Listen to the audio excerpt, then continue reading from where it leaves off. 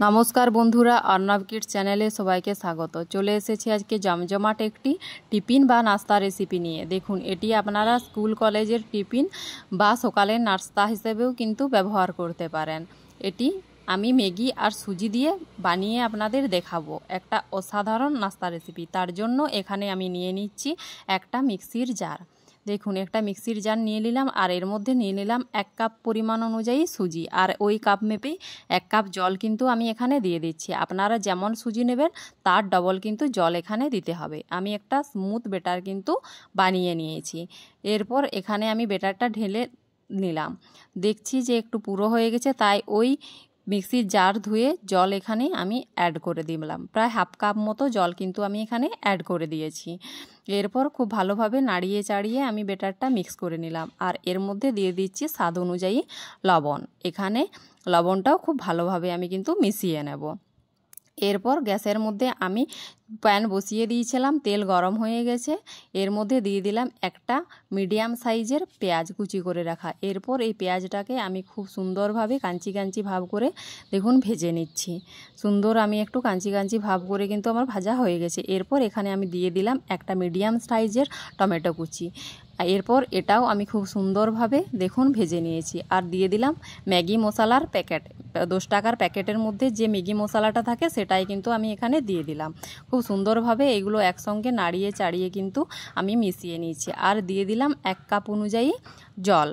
এরপর এটাও আমি খুব সুন্দরভাবে নাড়িয়ে চাড়িয়ে কিন্তু মিক্স করে নিলাম। এরপর এখানে আমি দিয়ে দেবো স্বাদ অনুযায়ী লবণ, আর দিয়ে দেবো লঙ্কার গুঁড়ো। আপনারা চাইলে কিন্তু এখানে লঙ্কার গুঁড়োটা নাও দিতে পারেন, কিন্তু আমি এখানে দিয়ে দিলাম। আর দিয়ে দেবো ওই 10 টাকা প্যাকেট একটা ম্যাগি। দেখুন, খুব সুন্দরভাবে আমি ম্যাগিটা কিন্তু এরপর এই জলের মধ্যে দিয়ে খুব সুন্দরভাবে নাড়িয়ে চাড়িয়ে সিদ্ধ করে নেব, প্রায় 2-3 মিনিট মতো। 2-3 মিনিট হলে ম্যাগিটা কিন্তু খুব সুন্দরভাবে দেখুন সেদ্ধ হয়ে গেছে। আর আমার পুরটাও কিন্তু খুব সুন্দরভাবে এটা রেডি হয়ে গেলো। দেখুন কত সুন্দর ঝরঝরে একটা পুর রেডি হয়ে গেছে। এরপর গ্যাসের মধ্যে আমি প্যানটা খুব ভালোভাবে পরিষ্কার করে ধুয়ে বসিয়ে দিয়েছি। এখানে দিয়ে দিলাম অল্প পরিমাণে তেল। তেলটা খুব সুন্দরভাবে আমি প্যানের চারিপাশে বুলিয়ে নিলাম, দেখতে পাচ্ছেন। এরপর আমি দিয়ে দেবো আগে থাকতে যে বেটারটা আমি সুজির বানিয়ে রেখেছিলাম সেটাই কিন্তু আমি এখানে দিয়ে দিলাম। দেখুন, এরপর খুব সুন্দরভাবে আমি এই সুজির বেটার দিয়ে একটা চিলা দেখুন সুজির বানিয়ে নিলাম। দেখতে পাচ্ছেন আমি রুটির আকারে এটি কিন্তু খুব সুন্দরভাবে বানিয়ে নিয়েছি।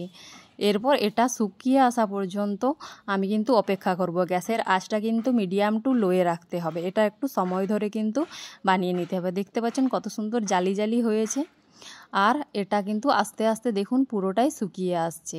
এর উপরে আমি কিন্তু অল্পভাবে তেল লাগিয়ে দিলাম। এরপর এখানে দিয়ে দেবো বানিয়ে রাখা ওই ম্যাগির পুরটা। দেখুন, অল্প করে নিয়ে আমি ম্যাগির পুরটা এখানে দিয়ে দিলাম। এরপর একটা সাইড থেকে আমি যেখানে পুরটা দিয়েছি এরকমভাবে আমি চেপে চেপে উল্টে নিচ্ছি। যেরকমভাবে ঠিক আমরা পাটিসাপটা বানাই ঠিক সেরকমভাবে আমি এটা বানিয়ে নিলাম। কত সহজেই দেখলেন আমার রেসিপিটা কিন্তু রেডি হয়ে গেল। কোনো ঝামেলা ছাড়াই কিন্তু আপনারা এটি সকালের নাস্তা বা স্কুল কলেজের টিফিন হিসেবেও কিন্তু বানিয়ে নিতে পারেন।